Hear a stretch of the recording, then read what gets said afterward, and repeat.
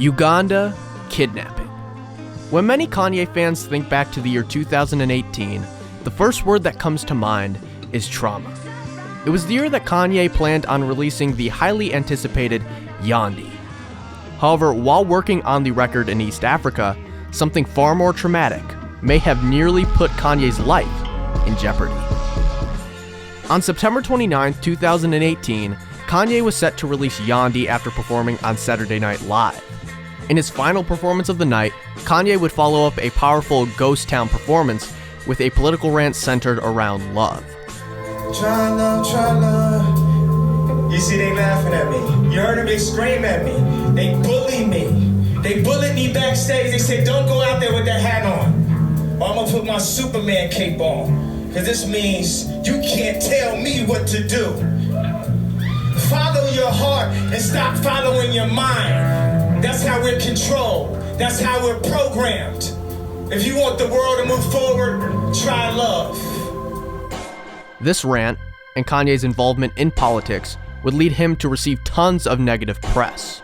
So speaking strictly for myself, what Kanye said after he went off the air last week was one of the worst, most awkward things I've ever seen here. You know, we're all entitled to our opinions. Sure. I don't know if that's the moment necessarily to hold people hostage like that.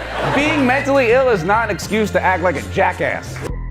He would fail to release Yandhi on its promised date, simply stating that he didn't finish the record. I didn't finish it. In order to put the finishing touches on Yandhi, Kanye would travel to Uganda in hopes of finding inspiration in nature. We have to go to what is known as Africa. I just need to go and even find out what it's really called and just grab the soil and cook food, 5 meals a day so the metabolism stays up, and have my kids in the studio and have the mic in the open so you can hear, nature while we're recording. During his stay, Kanye, who traveled with then-wife Kim Kardashian and daughter North, would meet up with Ugandan President Yoweri Museveni, hand out free pairs of Yeezys to locals, and work on new music with a number of different collaborators, promising some of his best work to date. And I'm so happy about what's happening. Just to give the people the full yay. Why? Because a lot of people say there hasn't been albums as good as Watch the Throne and Dark Fantasy and 808 since that time. I'm on the thing, we in the shit, we going through, we like the y'all niggas Alien, take off. I took time off. I don't believe in time. I just believe in science. Off the meds, can't get out of the bed. Paparazzi waiting like that mall on the Dawn of the Dead. Part in my flesh, been battling with my soul. Do what I feel and I live what I say so. Building in the sky, a brand new world for you and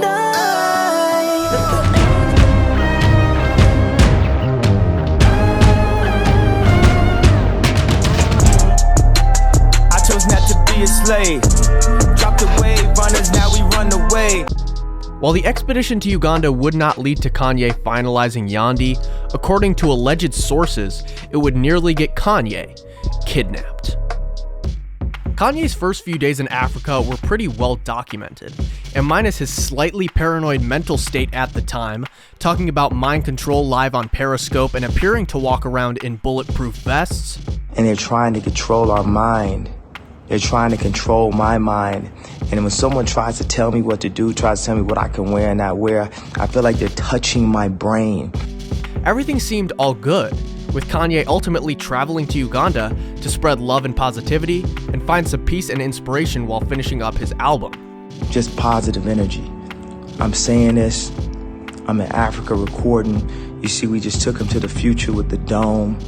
The music is the best on the planet. However, a conflict in the jungle would allegedly change the vibe of the whole trip. According to RadarOnline.com, the story goes that Kanye brought his own personal security down to Uganda and had them take him on a safari one day through the jungle away from his hotel resort. But after the day came to a close and daylight began to slip away, the security team hired by Ye insisted that Kanye camp out with them in the wild overnight, as they were far from his resort and could not secure a plane back safely with how late it was getting. According to the source, this is when the conflict began to arise, as Kanye suddenly became fed up with his personal security team not wanting to spend the night sleeping in the brush of the jungle. So Kanye allegedly attempts to defy his own personal security team and hire local security from Uganda instead to get him back to his hotel that night. But upon their arrival, Kanye's original security team didn't trust these local guards and feared for his safety, believing the Ugandan people may have wanted to kidnap Kanye in the night. The conflict allegedly raised tension so high that it led to both sides taking out their weapons and having a full-on standoff. While no shots were fired, the standoff was said to have lasted through the night, with local security eventually backing down the next day. By the time the local guards backed down in the morning, the original guards could now secure a plane and return Kanye back to the hotel safely. While the source for this whole story is definitely not concrete, and Kanye has never spoke on it himself, Joe Budden did seem to mention it on his podcast in 2019. In the episode, Joe would speak on Yes Jules' involvement with the trip. Yes Jules is an entrepreneur who at the time was the manager of 070 Shake. Don't you grow up in a hurry, your mama be worried, oh, it was a part of the story. And she may have been wrapped up in the same kidnapping scare as she initially helped Kanye organize this trip to Uganda. So Yes Jules, you may remember from 2018, she was seen with Kanye a lot, and it seemed like she was managing him, or at least part of what he was doing.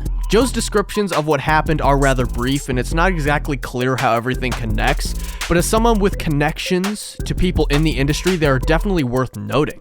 I just hope that this is the last time that we need to speak. It's not the last time. No, it can be. She went to fucking Africa with the West, but it wasn't really with the West. It was with homeboy that she was fucking, and they fucking tried to run her out of fucking Africa, and then they tried to kidnap her, and then homeboy had to hire security in Africa, and then we never saw a location from Africa again. We never saw that again.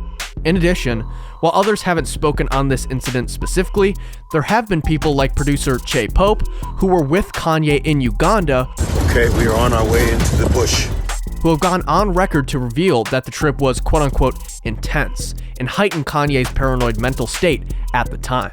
You know, mental health is a journey. You're gonna have good days, you're gonna have bad days. And same thing, it's what's the environment around you. You got a healthy environment around you, you got a toxic environment around you. You got something that's gonna inflame the situation. You know what I mean? There's times where I've been around Kanye where certain circumstances enhanced it. Like really, you know, like we were in Africa. Africa was kind of crazy. It was an intense situation. So that was something, you know, where the environment inflamed it versus really calmed it down. You know what I mean? Further adding to the unknown nature of the trip, Tremaine Emery, a well-respected designer who's worked for Kanye's Yeezy brand, would bring up Uganda in October of 2022. Kanye would post on Instagram following his controversial Yeezy Season 9 fashion event, stating that the chairman of Louis Vuitton killed the legendary Virgil Abloh by overworking him. Bernard Alt or whatever the fuck, the guy you said fuck you on the billionaire list. The billionaire list. He's claiming he's claiming that he killed Virgil, and then he said, "You killed my best friend Virgil." Tremaine, who along with Ye was very close to Virgil, snapped back at the allegation with a series of brutal attacks aimed at Kanye. You knew Virgil had terminal cancer and you wrote on him in group chats at Yeezy interviews. You are so broken. Keep Virgil's name out of your fucking mouth. But despite this string of negative comments, Tremaine would end off the post with a rather mysterious line, telling Kanye, "At least we'll always have Uganda." Take care, at least we'll always have Uganda. Holy shit. Since Emery was among the group of collaborators who worked alongside Kanye in Uganda, it's unclear if he was reflecting back on the trip with fond memories, or perhaps making one last jab at Kanye in his recklessness during the kidnapping scare. And if we travel even deeper into this non-confirmed story, there's one specific lyric that some believe may have been Kanye's way of hinting at the entire Uganda scare. As we talked about before, Kanye has never explicitly detailed the events of Uganda himself. However, with Ye deciding to bleach his hair just a few weeks after leaving the country, it's no wonder why many believe a particular line in On God unravels the entire mystery. I bleached my hair for every time I could've died, but I survived. That's on God. Some speculate that Kanye and Kim's reluctance to speak on this incident was merely to not put bad press on the country of Uganda or its leader, while others have suggested that the story could have been severely exaggerated or just entirely made up. Nonetheless, no matter what happened in Uganda, it's believed to have heavily delayed Yandhi, which would never see an official release.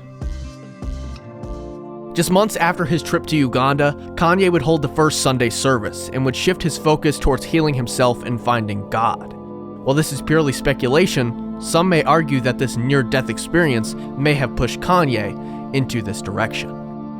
Everybody wanted Yandhi, that Jesus Christ did the laundry. They say the week start on Monday, but the strong start on Sunday. Well, there you have it, the story behind Ye's mysterious Uganda experience that has become increasingly more relevant with Tremaine Emory's comments this past week. This video is a section in the upcoming Yeberg Part 3 created by Rhythmic Reason, which I have had the honor of participating in.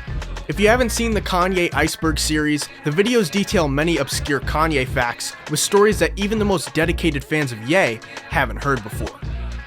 Along with myself, various special guests will be featured in the video, so get hype, as the Yeberg Part 3 is releasing very, very soon.